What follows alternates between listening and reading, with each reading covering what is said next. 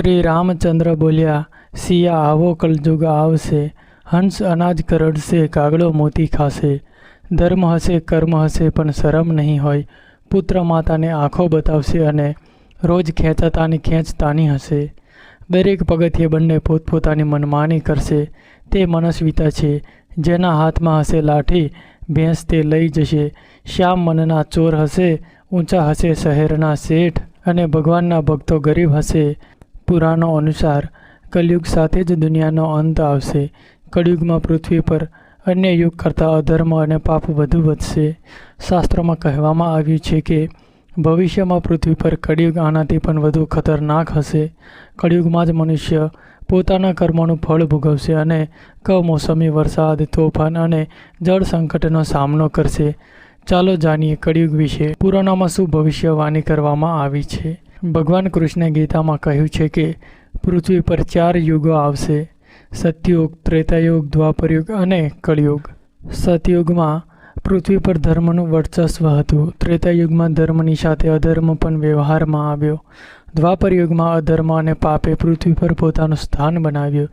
અત્યારે કળયુગમાં પૃથ્વી પર ધર્મ કરતાં પાપ વધુ છે. ગીતામાં એવું પણ કહેવામાં આવ્યું છે કે જ્યારે પણ પૃથ્વી પર પાપ વધશે ત્યારે ભગવાન અવશ્ય પૃથ્વીનું ભલું કરવા આવશે. ગીતામાં 4,32,000 વર્ષના કળયુગનું વર્ણન કરવામાં આવ્યું છે, જ્યારે અત્યાર સુધી કળયુગના માત્ર 5,122 વર્ષ જ પૂરા થયા છે.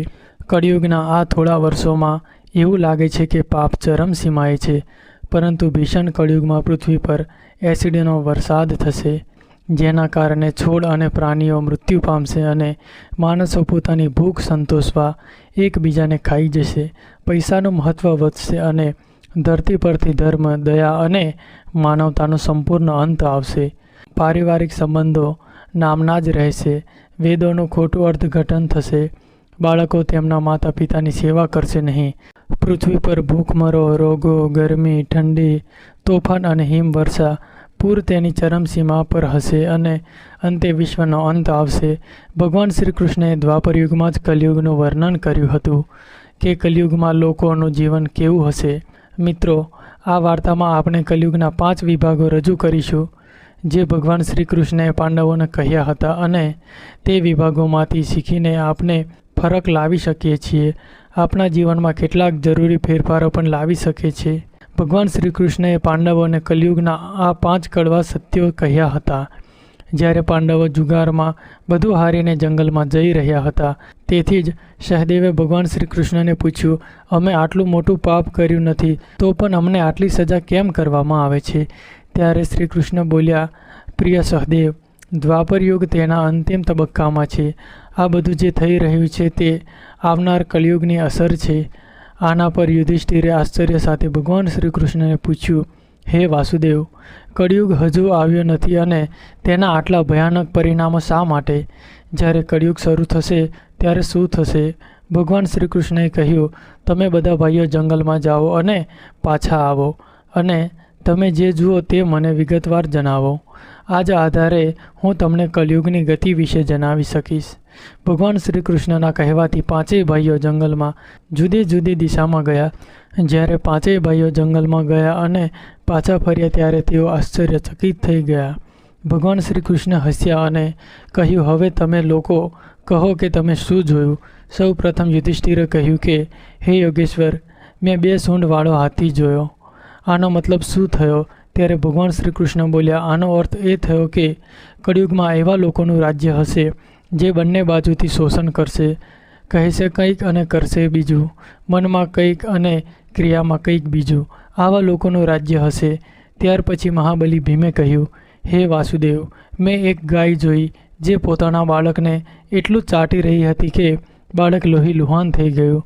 આ પ્રશ્નનો જવાબ આપતા શ્રી કૃષ્ણએ કહ્યું કે આનો અર્થ એ છે કે કળયુગમાં માણસ પોતાના બાળકોને જરૂર કરતાં વધારે લાડ કરશે. તેમના બાળકો પ્રત્યેનો તેમનો પ્રેમ અને લાગણી એટલી વધી જશે કે તેમના બાળકોને તેમના વિકાસની તક નહીં મળે. કળયુગમાં માતા પિતા પોતાના બાળકોને પરિવારને માયાજાળમાં બાંધીને રાખશે, જેના કારણે તેમનું ઘર બરબાદ થઈ જશે. કોઈ બીજાનો દીકરો ઘર છોડીને સાધુ બને તો હજારો લોકો તેની મુલાકાત લે, પણ તેનો પોતાનો દીકરો સાધુ થઈ જાય તો તેઓ રડશે કે મારા દીકરાનું શું થશે, તેને શું કર્યું છે.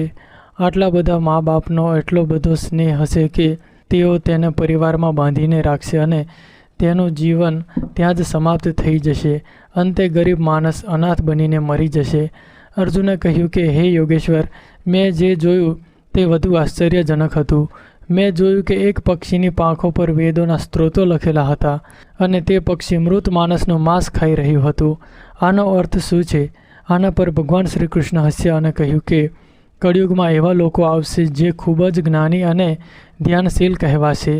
તેઓ જ્ઞાનની વાત કરશે પણ તેમનું વર્તન રાક્ષસી હશે.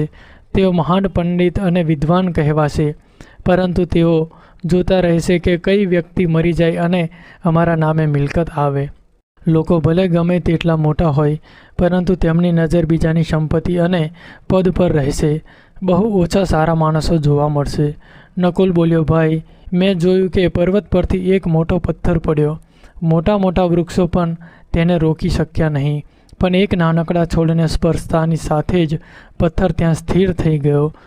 તેનો અર્થ સમજાવતા ભગવાન શ્રી કૃષ્ણએ કહ્યું, કળિયુગમાં માણસની બુદ્ધિ નબળી પડી જશે અને તેનું જીવન બરબાદ થઈ જશે, અને શક્તિના રૂપમાં પૈસા અને મોટા વૃક્ષો તે પતનને અટકાવી શકશે નહીં, પરંતુ હરિ નામનો એક નાનો છોડ માનવ જીવનના પતનને અટકાવશે. આથી કળિયુગમાં હરિનું નામ જ મોક્ષ અને મુક્તિનો માર્ગ બની રહેશે. અંતે સહદેવે કહ્યું, હે મધુસૂદન, મેં જોયું કે 6-7 કૂવા હતા અને આસપાસના કૂવામાં પાણી છે, પણ વચ્ચેનો કૂવો ખાલી છે. વચ્ચેનો કૂવો ઊંડો છે, છતાં પાણી નથી. આ કેવી રીતે થઈ શકે અને એનો અર્થ શું છે? આના પર ભગવાન શ્રી કૃષ્ણએ કહ્યું, કળિયુગમાં અમીર લોકો સત્તાના લોભમાં, છોકરા છોકરીના લગ્નમાં, નાના મોટા તહેવારોમાં ખૂબ પૈસા ખર્ચે છે, પરંતુ જો તેઓ કોઈને ભૂખ્યો જોશે તો કોઈ તેમને મદદ કરવામાં રસ લેશે નહીં. તેમના પોતાના સંબંધી ભૂખે મરી જશે, છતાં તે લોકો તેને જોતા રહેશે. બીજી તરફ તેઓ મોજ મસ્તી, દારૂ પીવા, માંસાહાર, સુંદરતા, યુવાની અને વ્યસન મુક્તિ પાછળ પૈસા ખર્ચશે, પણ કોઈના બે આંસુ લૂછવામાં કોઈને રસ નહીં હોય. કહેવાનો અર્થ એ છે કે કળિયુગમાં અનાજના ભંડાર હશે, પણ લોકો ભૂખે મરશે. પરંતુ જે લોકો આવી આદતોથી દૂર રહે છે તેમના પર કળિયુગની નહીં પણ ભગવાનની અસર થશે. કળિયુગમાં એકમાત્ર ભક્તિ જ હશે જે બધા દુઃખનો નાશ કરશે. તો મિત્રો, આ કળિયુગના 5 સત્ય છે જે ભગવાન કૃષ્ણએ પાંડવોને કહ્યા હતા, અને આજે આપણે આ બધું આપણી આસપાસ જોઈ રહ્યા છીએ. તો મિત્રો, આવા ધાર્મિક વિડીયો જોવા માટે વિડીયોને લાઈક અને ચેનલને સબસ્ક્રાઈબ કરો.